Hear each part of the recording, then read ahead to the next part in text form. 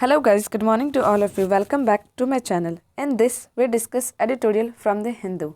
Today's our editorial that is about election commission appointment. Okay, आज हम लोग किसके बारे में देखने वाले हैं? इलेक्शन कमीशन के अपॉइंटमेंट को लेकर जो एक न्यू वर्डिक्ट आया है उसके बारे में आज हम लोग इस एडिटोरियल में देखने वाले हैं. ठीक है, choosing the watch dog on election commissioners appointment. बताया जा रहा है कि चूजिंग करना मतलब इलेक्शन कमीशन का जो अपॉइंटमेंट होगा, ठीक है, उसको कौन देख रेख करेगा, उसको कौन अपॉइंट करेगा. ठीक है, ये सब चीज़ें आज हम लोग इस एडिटोरियल में देखने वाले हैं.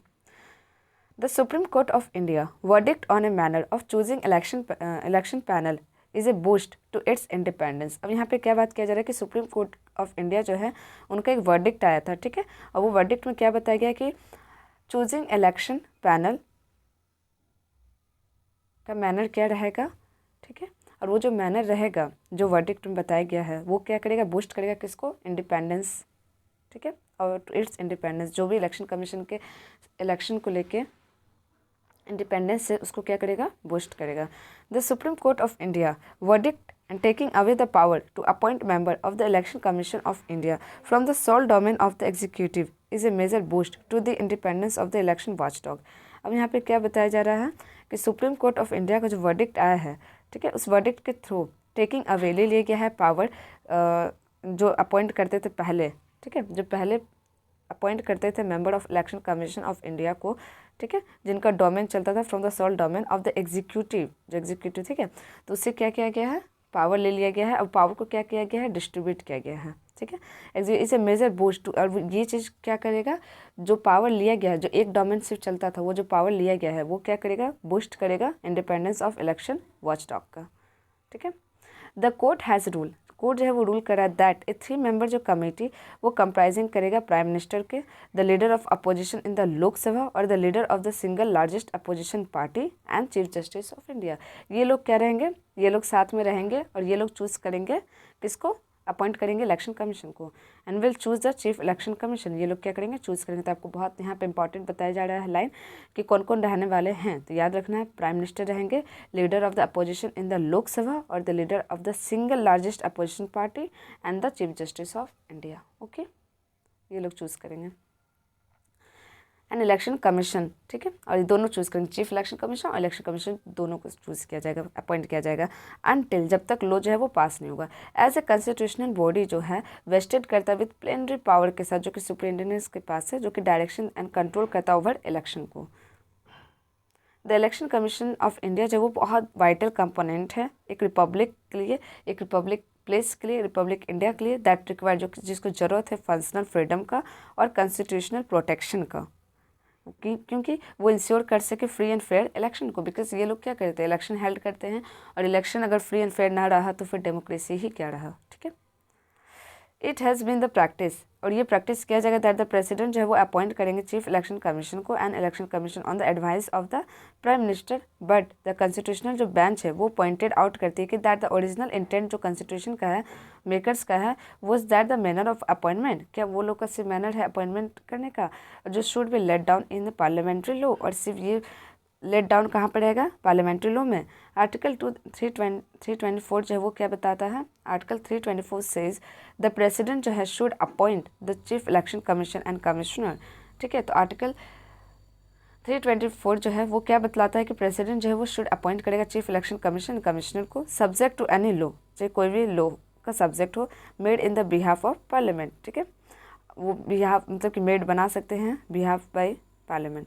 हाउएवर, हालांकि सक्सेसिव रिजाइन्स जो है वो फेल हो चुके हैं इनेक्ट करने के लिए कोई भी लोग को.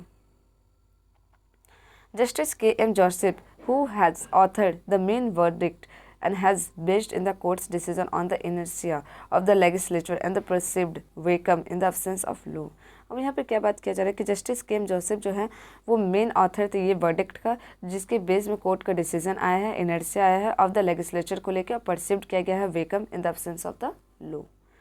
फ्यू वुड डिसएग्री, बहुत लोग क्या इस वर्डिक्ट से डिसएग्री हुए हैं with the court's fundamental proposition that election watchdog जो है शुड बी फायरसली इंडिपेंडेंट हो एंड नॉट बी होल्डन, और उसको बी होल्ड ना किया जाए टू द एग्जीक्यूटिव में.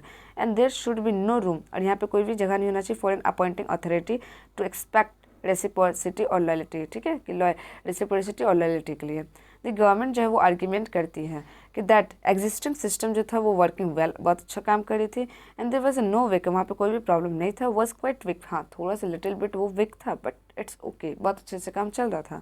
As admittedly the conventional now that the prime minister जो है वो चूजन कर रही है name from among a database of high ranking civil servant. Prime minister जो है वो क्या करती थी, चूज करती थी नेम जो कि हाई रैंकिंग सिविल सर्वेंट थे और एडवाइजेस करते थे प्रेसिडेंट को अपॉइंटमेंट के लिए। ये पहले होता था, अब ये नहीं होगा। हाउएवर ए रिलेवेंट क्वेश्चन जो है वो whether is the presence of chief justice, क्या कि whether the presence of chief justice of India in the selection panel में क्या प्रेजेंट रहेंगे chief justice of India is the only way, कि एक यही तरीका है इन विच एन इंस्टीट्यूशनल जो है वो इंडिपेंडेंस जो है वो कहलाएगा, प्रिजर्व रहेगा as a independence. There is a no clear proof, यहाँ पे कोई भी क्लियर प्रूफ नहीं है that the independence of the Central Bureau of Investigation director जो है वो who is appointed by the panel, जो कि खुद क्या होता है अपॉइंट होता है किसके द्वारा, एक पैनल के द्वारा, जो इंक्लूड करता है चीफ जस्टिस ऑफ इंडिया और हिज नॉमिनी, और ये लोग के नॉमिनी, एंड हैज़ प्रिजर्व और enhance. Further, the Chief Justice of India presence may give a preemptive legitimacy to all appointment and effect objective judicial scrutiny of any error or infirmity in the process.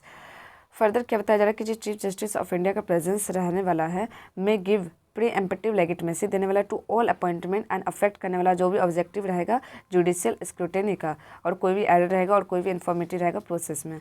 On it's part the government जो है will be well advise, government इसमें क्या करने वाला है, well advise करने वाला है इनेक्ट करने के लिए लॉ को, but not one that, but वो नहीं कि जिसमें क्या किया जाए, सीक किया जाए, प्रिजर्व किया जाए करेंट कन्वेंशन जिसके अराउंड वर्डिक्ट है, that is in tune with the spirit of the court emphasis on the election commission. और यही ट्यून जो है वो स्पिरिट जो है वो कोर्ट का है, emphasis on the election commission independence की। इलेक्शन कमीशन ऑफ इंडिया जो है उसके अपॉइंटमेंट में क्या होना चाहिए, इंडिपेंडेंस होना चाहिए, ठीक है, और साथ ही साथ क्या होना चाहिए, एक का डोमिनेंस नहीं रहेगा। बट यहाँ पे ऑथर और एक चीज़ समझाना चाहते हैं कि हर चीज़ के अपॉइंटमेंट में एक चीफ जस्टिस ऑफ इंडिया, एक chief justice of India of course रहती है, तो क्या chief justice of India supreme court जो है वो अपॉइंटमेंट में रॉन्ग कभी नहीं होती, एरर कभी नहीं करती, तो इसलिए यहाँ पे क्या होना चाहिए, दोनों के सहमति से काम होना चाहिए, ठीक है। तो verdict I think it's okay, अच्छा आया है, ठीक है। So thank you guys.